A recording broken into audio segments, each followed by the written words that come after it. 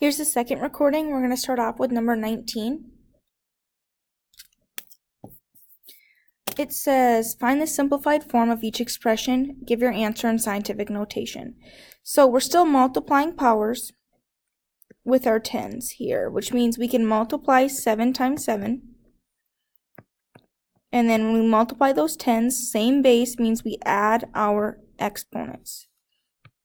We get 49 times 10 to the 7th power. That's not in scientific notation though. Remember, in scientific notation, we can only have one number in front of the decimal.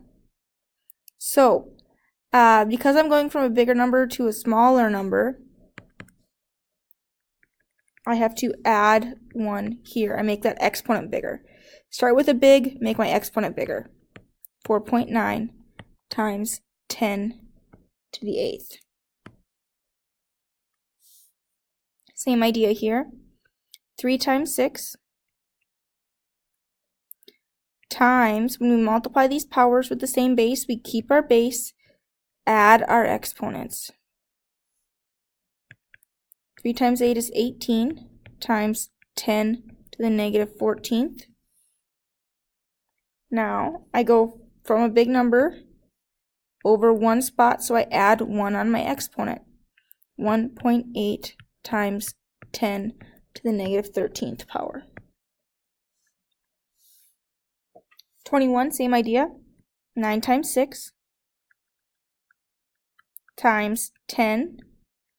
Multiplying powers, same base, so we add our exponents. 9 times 6 is 54 to the negative 2nd power. Move one spot, add 1 here to get in scientific notation. In scientific notation, we can have exactly one number, 1 through 9, in front of our decimal, times 10 to the negative 1st power.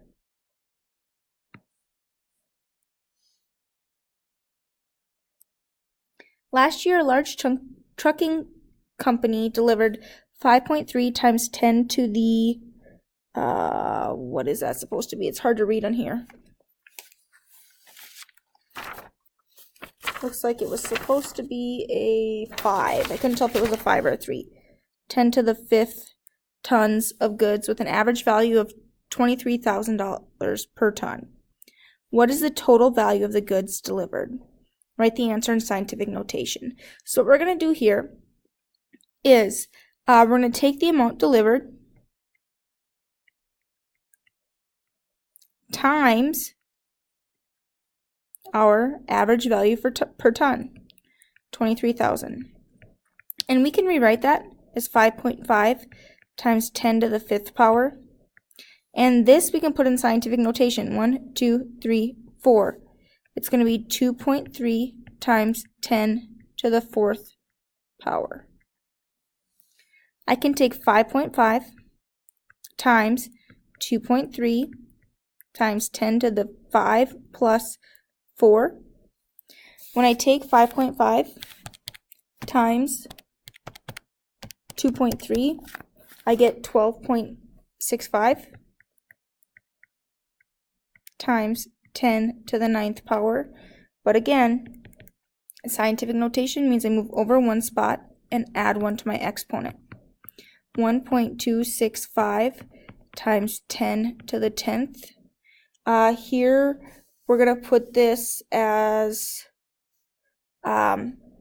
money. So you can either do dollars or you could write a money sign. Since we're talking about what was the total value, and it said average value, labeled in money, we're going to do the same thing. You could have also used a money sign. 23, we're going to simplify our expression here. So I'm going to rewrite this as 9 to the 5th power, and the 2 becomes my index on my radical. So I have the square root of 9, which is 9 is 3 times 3. I need groups of 2 in order to make this work, which I have. So I take that out as one group of 3. So instead of having the square root of 9, now I just have 3. I still have to take that to the 5th power. which gives me 243.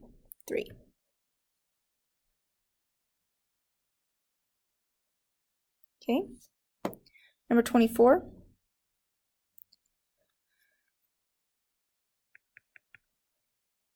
I'm going to multiply all my number parts together, which is 5 times 5. I'm going to take my m's, and when I multiply powers with the same base, I add my exponents. So 4/3 plus 1/3. My n's, I'll do the same. N to the 1/4 plus 1/8. 5 times 5 is, I forgot a 2 here, times 2. Okay, 5 times 5 times 2 is 50. Again, make sure all your numbers and everything is accounted for, every factor, which means everything multiplied together. M, when I add those, I have a common denominator, so I add my numerators to the 5/3 power. N, I don't have common denominators, but I can get some. I can multiply top and bottom by 2. So I have 2 over 8 plus 1 over 8 gives me 3 over 8. So I get 50 m to the 5/3 n to the 3/8. 25. We're looking for things that we can put in groups of 4 because our denominator is 4. That tells us on our exponent how many pieces we need in a group before we can take it out. So 256 is 16 times 16. 16 is 4 times 4. And 4 is 2 times 2. So if we look here, I can make 2 separate groups of 4. I have 1, 2, 3, 4 2's, 1, 2, 3, 4 2's. So I can take both of those out as 2 times 2, which gives me 4.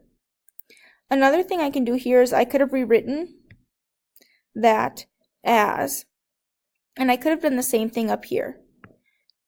I could have rewritten it as 3 squared to the 5/2 power. Power to a power means we multiply those, get 3 to the 5th power, which is 343. Same idea here. I could have rewritten this as 2 to the 8th power raised to the 1/4 power. Power to a power means I multiply those exponents, which gives me 2 squared, which also gives me 4. So it doesn't matter which way you get there as long as you get there on 25.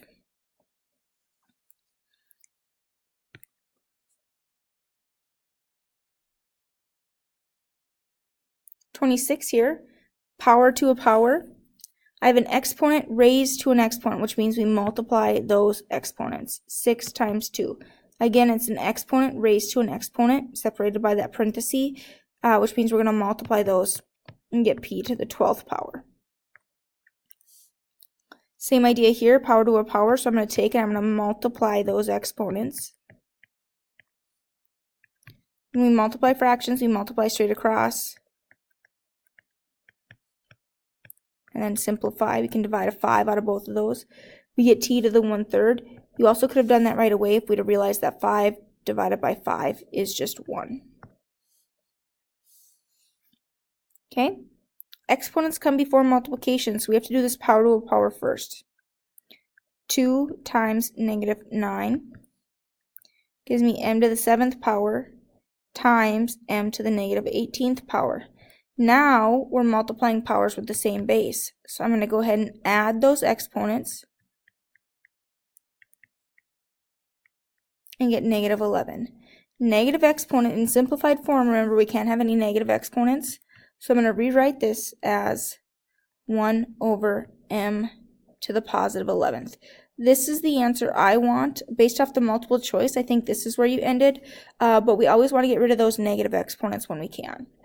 So on the quiz based off the multiple choice, I would have taken this one, but try and get rid of those negative exponents when we can. 1 over m to the positive 11th. Get rid of those negative exponents by moving it to the denominator and changing the sign of the exponent.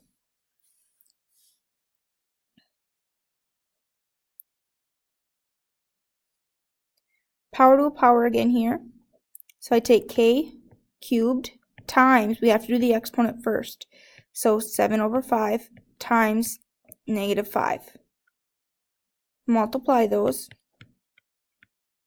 5 over 1 straight across times k to the negative 35 over 5, k to the third power times k to the negative 7th power. And again, if we wanted to, we could have simplified 5 divided by 5 and gotten 1s for both of those.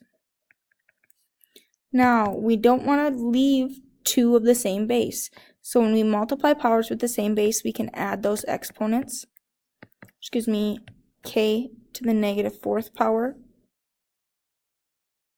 And here they did go ahead and simplify that. Negative exponent we move to the denominator to make our exponent positive and a 1 on top. We still have to have something accounted for there. 30, multiplying here, so 2 times 3, x to the 6th, all we're doing is multiplying. Even with those parentheses, guys, all we have is 2 times x to the 6th times 3 times x to the 1/2. So, since we're multiplying powers with the same base, we add those exponents. 2 times 3 is 6. X to the 6 plus 1/2 is 6.5. We never keep it that way though. 6.5, we take 2 times 6, add 1, gives me 13 over 2. And don't forget your base there is the x. I'm going to rewrite that.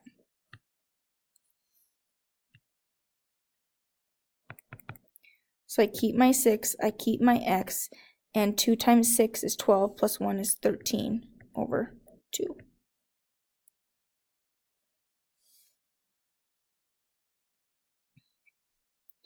(31) simplified form here. Negative h to the 4th power with the exponent. That's like negative 1 times h to the 4th power. That negative is its own piece. We have to be really careful there with the 5. Here we have a power of a product, so we distribute the exponent. And we're going to have negative 1 to the 5th power, h to the 4th power to the 5th power. Negative to an odd power means just negative 1. Negative 1 times negative 1 is positive 1. Negative 1 times negative 1 is positive 1 times negative 1 gives me negative 1. H to the 4 times 5 power, because we have power to a power, so we multiply those exponents, and we get negative 1, or just negative, h to the 20th power. Again, if you wanted to put the 1 here, you could, but you don't need it. 32, again, we're going to distribute this. 3 to the 4th power, h to the 3rd power to the 4th power. 3 to the 4th power, 3 times 3 times 3 times 3 is 81. H to the h cubed to the 4th power means we're going to multiply those. Power to a power, multiply our exponents, 81h to the 12th power. Two different ways we can do this one. We can either make our exponent positive by taking the reciprocal of what's inside, or we can take 10 to the negative 5th power, n squared to the negative 5th power. Either way, we're going to take our exponent to every piece.